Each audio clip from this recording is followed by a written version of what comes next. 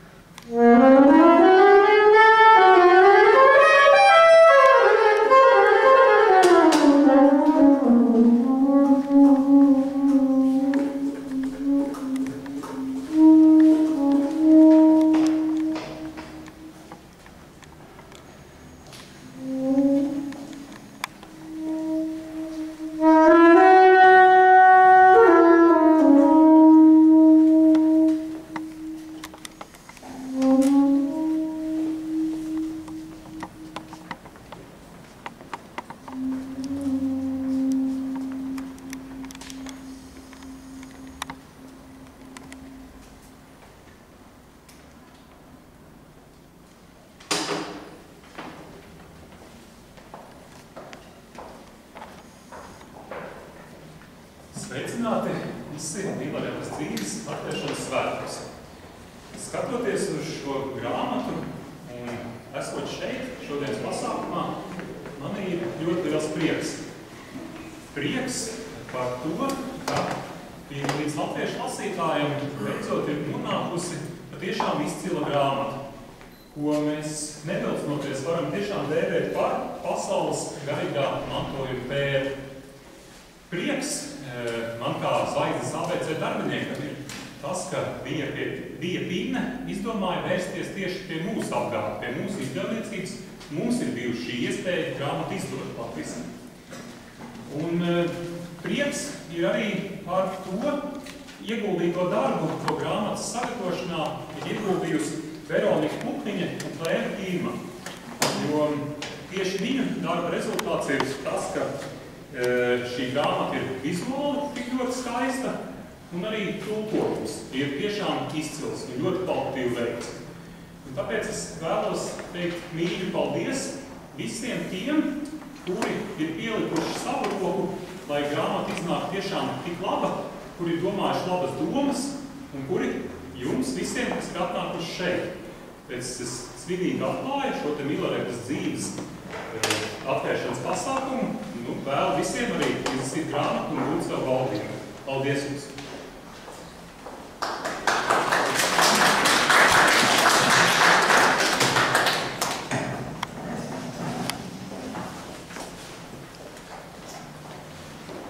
Protams, mēs viens pats cilvēks neesam nekas. Un patiesībā patiesībā mēs jau nemaz tā neexistējam viens pats. Jo viss ir kopdarbības rezultāts. Un arī šī grāmata, kas šovakar šeit tiek atvērta, ir kopdarbības rezultāts. Un tāpēc es, kā šīs grāmatiņas tulkotāja, gribu vispirms pateikt lielu paldies tiem cilvēkiem, kas ir ieguldījuši nenoliedzami lielu darbu, lai grāmata taptu.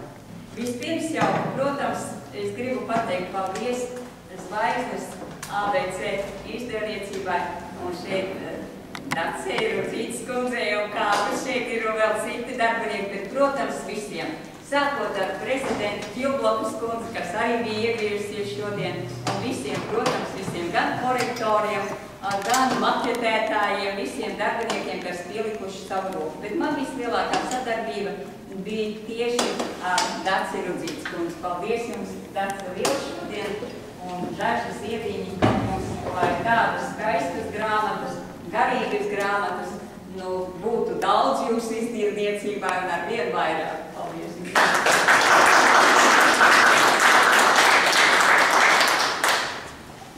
Bet kā jau šeit Kārlis minēja, šī grāmata nemaz nebūtu iznākusi, ja Vija Pinne nebūtu šeit darbojusies ļoti aktīvi. Un es gribu pateikt visiem šeit, visiem citot, ka Vija Pinne ir praktizējusi ļoti augsta līmeņa altruismu, saliekot šo grāmatiņu uz datoru, jo es nedarbojos ar datoru. Un tāpēc Vijas kundze ir tikpat daudz, kā es strādājusi, saliekot šo grāmatiņu uz datoru. Bet tas ir tikai viens viņas nopelns, un tas ir pilnīgi nesaltīgi veids darbs. Bet otrs nopelns es atrados Nepālā, un grāmatiņa bija iesniegta citā izdevniecībā, un tā izdevniecība nespēja vai negribēja vai nevarēja izdot. Un Vija Pinnes kundze bija tā, kas tiešām norganizēja šo te pāreju no vienas izdevniecības uz otru, un kad es atbraucu, man jau vairs nebija nekādu problēmu, tikai dažas formalitātes veicams. Tāpēc es gribu Vijai uzdāvināt šo grāmatu šovakar un pateikt lielu paldies. Vija, kur jūs lūdzu?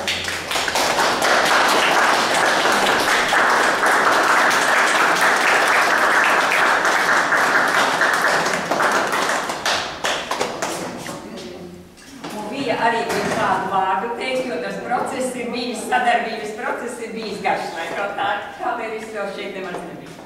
Es pat teikšu, ka bija ļoti veiksmīgs. Es pat brīnījos, pirmais jau man bija telefonzvans, pēc tam man novirzīja uz Sīmaņu kungu un tā tālāk. Un būtībā pat gāja ļoti rāja, es biju pārsteigta par kādā atsaucību un pretīgi nākšanu, tā kā es patiešām tagad tādā kontaktu secībā arī pateikšos, pirmām kārtām pateikšos Kārlim Sīmeņkungam.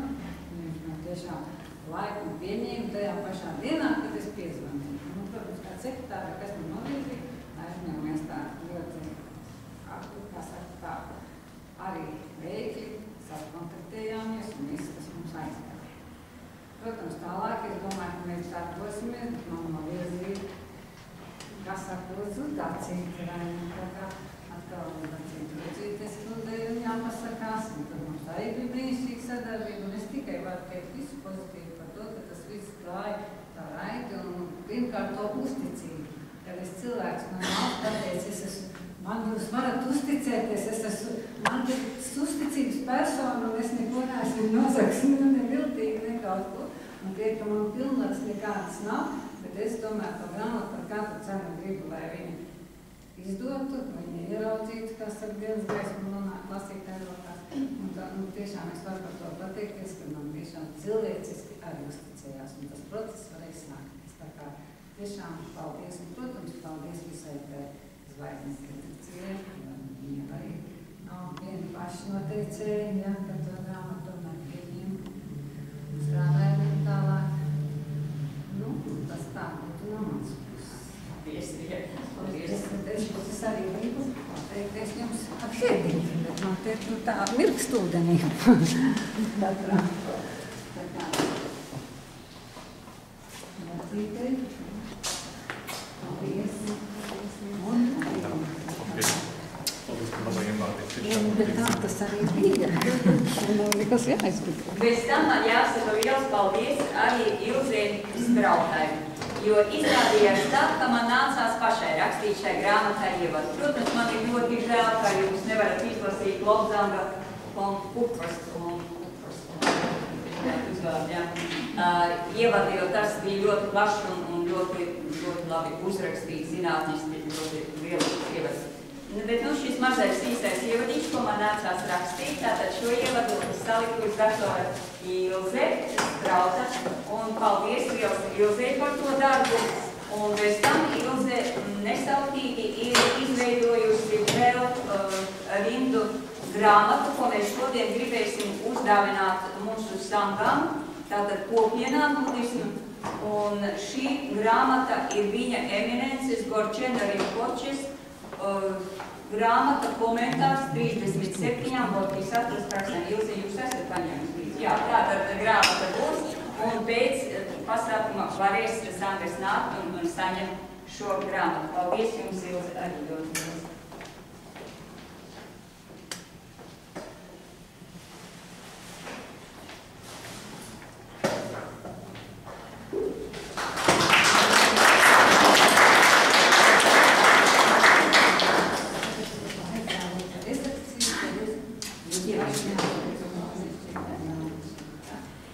Jā, bez tam jūs redzat visi grāmatu šeit, un grāmatas noformējums ir visai glīts.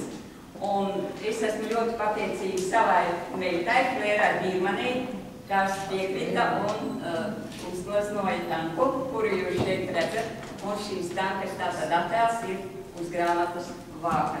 Un paldies liels, Klēra, par sadarbību.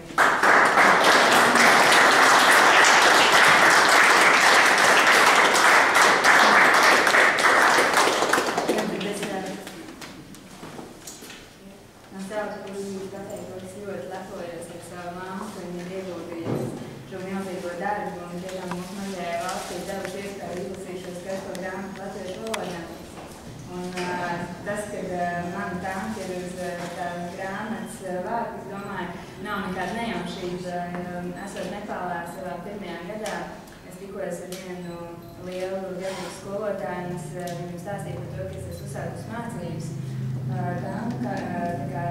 tanku skolā, un viņš man teica, vienkārši paskatoties, es domāju, ka tev ir jāuzglezno Milarepas dzīves stāsts. Un ļoti nejauki pēc tam ir šis brīnums, tas ir šis skaistā grāmata. Paldies!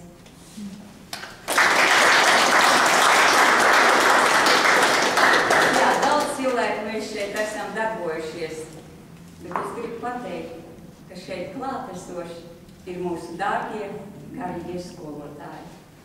Viņi bija tie, kas iedvesmoja mani tulkot šo grāmatu. It īpaši es gribu pateikties Drigunkaģu līnijas atklājējiem vai veidotājiem šeit Latvijā, viņa eminencija no Pārinpočiem, ko jūs visi varat redzēt attēlos.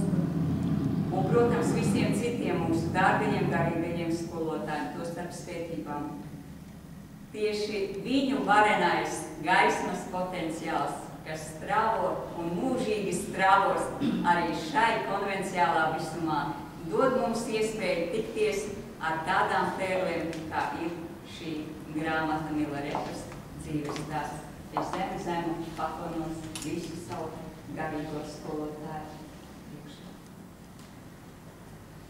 Un tad ir daži vārdi par pašu grāmatas tulkošanu. Es gribu teikt, ka šī ir mana trešā grāmatiņa, ko es esmu tulkojusi Tibetas budismu ietvaros, jo pirmā bija viņas svētības Dalailamas grāmata visums vienā ātrumā.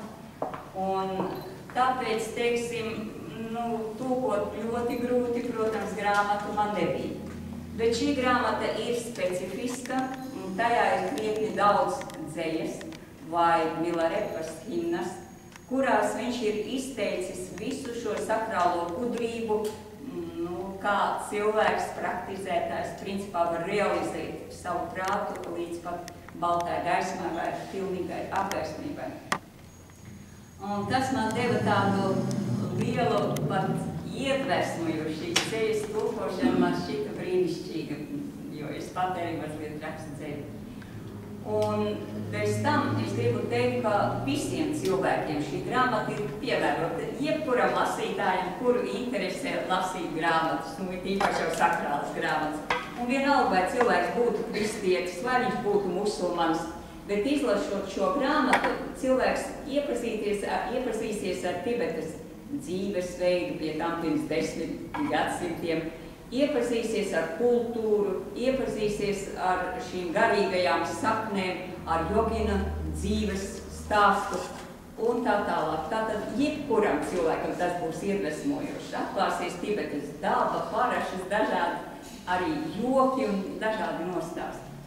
Bet nopietnam budismu praktizētājam jebkurā līnijā, vai tas būtu Drigunkagyū, vai tas būtu Ņigma, vai tā būtu Sakra, pilnīgi vienalga. Šis stāsts ir garīgas atklāsmes avots.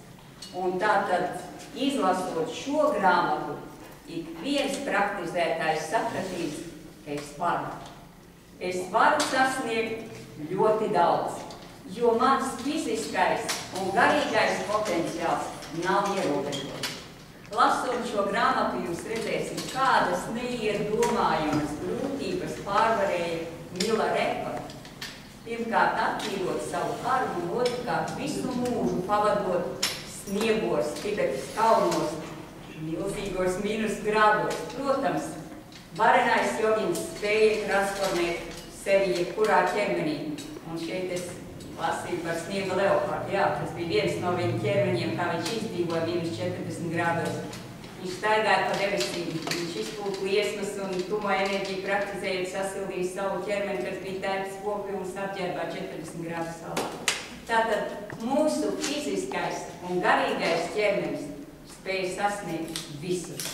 Vienīgais, kas ir jādara, ir jāpraktizē.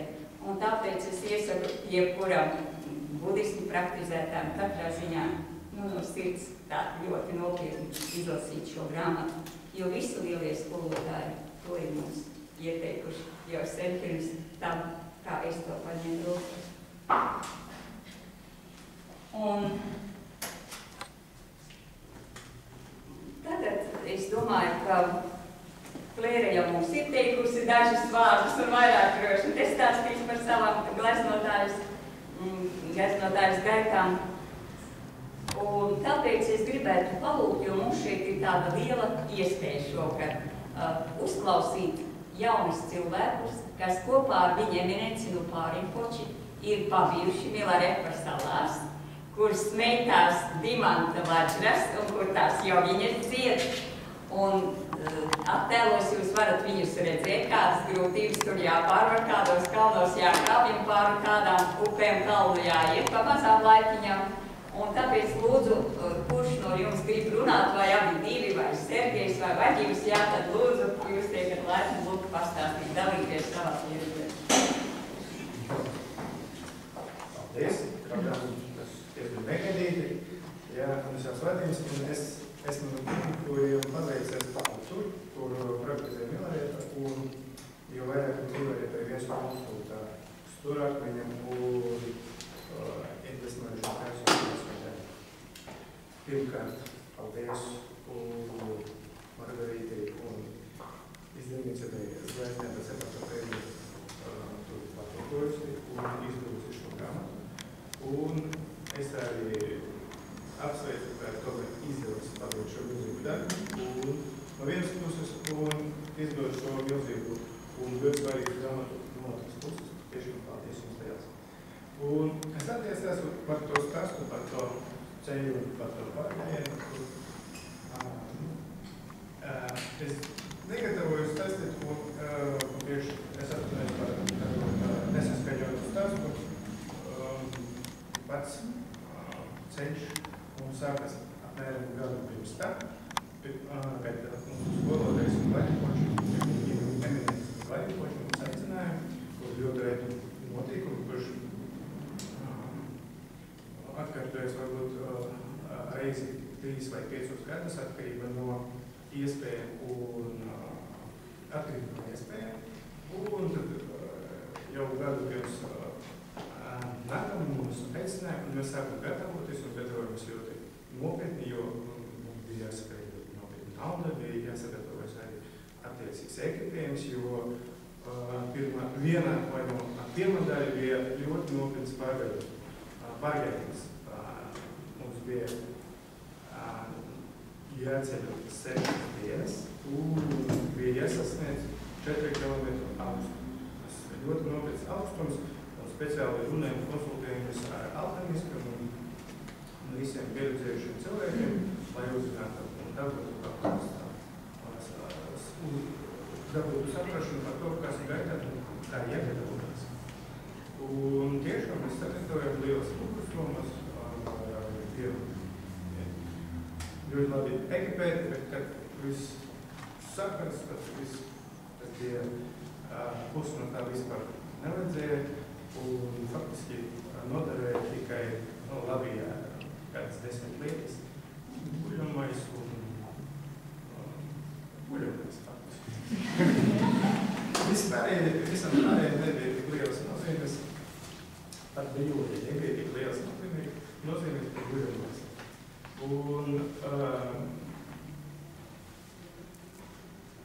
ceļoja apmēram 100 cilvēku, ap kādu 44 bija no rietumiem. No rietumiem tas arī ir Eiropa, Amerika, arī Āzija. Tad 44 cilvēki. Un viņu skatījumā tas ir milzīgi. Un varam iedomāties. Ja tā faktiski šī grupa bija liela, tur bijusi no visiem šiem gadiem no Āzija. Un varam iedomāties, cik reizē iespējams izkritusi, kam tiešām paveicas, un tas bija tiešām ļoti izdevums un laime. Un pie tā, ka tur bija 44 cilvēki no visiem rēķiniem, 7 bija no Latvijas. Latvija tiešām ir liela kaut kāda liels sakars ar tieši šo meistaru ar Milarieku un nepavelti Margarita Trūka patopusi tieši šo grāmatu, jo budismu restorē ir ļoti daudz meistaru, kuri tieši nemazāk uz viņu, bet Margarita izvēlējusies tieši Milarieku, kas arī parāda šo saimnieku. Un vispār arī skatoties kārtīs tās saiknes ar Dīkungaru un budisma skolu Latvijā un Nepāla un Indija, var teikt, ka tiešām Latvija ir viena no retākajiem no Eiropas valstīm, tas ļoti lielas attīstītas sakarību un attīstītas saiknes tiešām ar šo unikālu budismu veidu. Mēs esam viena no retajām valstīm. Un 6 dienas mēs bijām ceļā, sākumā 1 dienu ar autobusu, ar ceļojumu par tādiem ceļiem.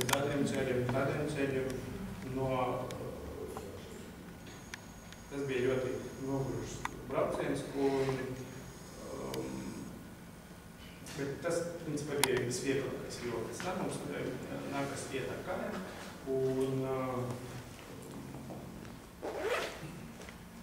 un ceļš bija tiešām bīstams, un gadījis mēs zaudējām 2 cilvēkus, bet pateicoties, laikam, mūsu laimei, noteikti pateicoties mūsu laimei un mūsu pavadoņiem, tas nenotika. Viens no tiem gadījumiem gandrīz noticis mūsu acu priekšā. Vienam cilvēkam bija visas iespējas, viņš saka krist lejumā, bet kaut kāda veida ietvarēs un tomēr izdarās. Un priekš mums, kaut gan tas drīzāk personisks viedoklis, personisks pārzīvojums, priekš mums tas bija viens no pierādījumiem tam, ka tiešām tev kaut kas palīdz uz turieni tikt, jo mums daudz stāstīja, daudz dalījies ar pieredzi, kurš te kaut kāds, te bija tādas lietas. Redzējām čuskas atpaliekas, čuska rūmas rēsta čuska. Var iedomāties, ja to tādus atraks. Nekā labi tiešām nebūtu. Un palaika visi 100 cilvēki uz turieni tika, un 2 nedēļas mēs tur dzīvojam, redzējām gan sniegu, gan visu to, gan piedalījāmies vējas vietās, bija tāds garīgs darbs, liels garīgs prakses, pēc tam bija liela slinēšana. Un, principā, ja stāstīt, tad visu, ja atrakstīt, tad drusku. Es ieteiktu paskatīties bildes, kaut gan šī gadījumā es pat neieteiktu, jo šīs bildes viņi nevar pastāstīt un nodot tos pārdzīvojumus, tas sajūtas.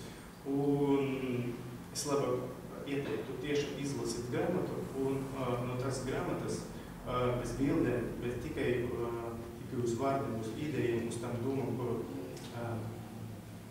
kuras tur aprakstītas, var saprast tieši vietas garu. Jā, tas bildes ir smukas, bet tiešām garu, es domāju, var saprast un pārņemt viena grāmatas. Tā kā vēl viens iemesls, lai tur izlasītu, labāk saprastu manu tādu sadūmas valodu stāstu. Un pateicoties mūsu laikam, mēs šitam atpakaļ, mēs bijām, visiem katram mums bija neaizmirstam pieredzi. Protams, es nevaru padalīties ar savam iekšējiem personīgiem sajūtām, pārdzīvojumiem, jo katra diena, katra stunda, tas ir iekšējais darbs, visu, ko tu redzi. Tas ir tāds piemērs,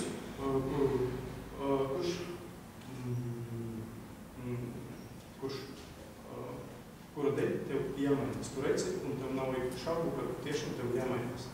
Un tas bija diezgan neparasti, ka tādi skolotāji, kurus tu principā esi pierādījis, ka visi tus nesam uz gokā. Tagad tu ar viņiem piedalīs kopīgi pārgājienam.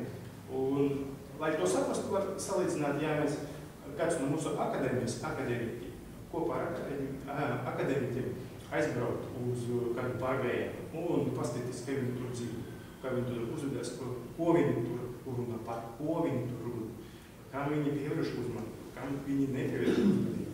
Ir īpaši tā, ka viņi nepievērš uzmanību. Jā, tev visur sāp, tev visur netīri, jā, un tu tā. Un pēc tam, kad tur pasties uz viņu, un kā viņš uzvedās, ko viņš vispār neredz, vai par ko vispār nedomā, kādas galvenas lietas vai momentus viņš tev atzina, tad tu uz tiem piemēriem tu vari saprast, ka tev tiešām vēl daudz, kas sevi jāmaina, sevi jātesta, un kad tu esi tikai ceļā sapni. Tā kā pabijot tur, mēs, ne mēs, bet tas un es pārliecinājuši, ka es tikai esmu ceļā sapni. Paldies jums!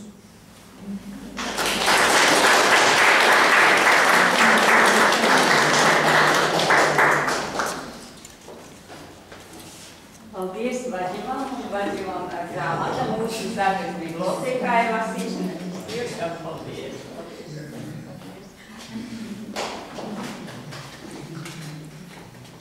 Es domāju, ka pēc tam jau visi varēs uzdot jautājumus tiem ceļotājiem. Noteikti, ka beigsies tas pasākums. Un tagad, izmantojot šo lielo iespēju, ka te ir krietni daudz cilvēku beigās sanākuši, es kā dzēniece atļaušos nolasīt dzējoļus dažus, ko es tur esmu rakstījusi. Rakstīju es krietni daudz un atklāt sakot iedvesmojos, tur es rakstīju no viņas svētības Tibetas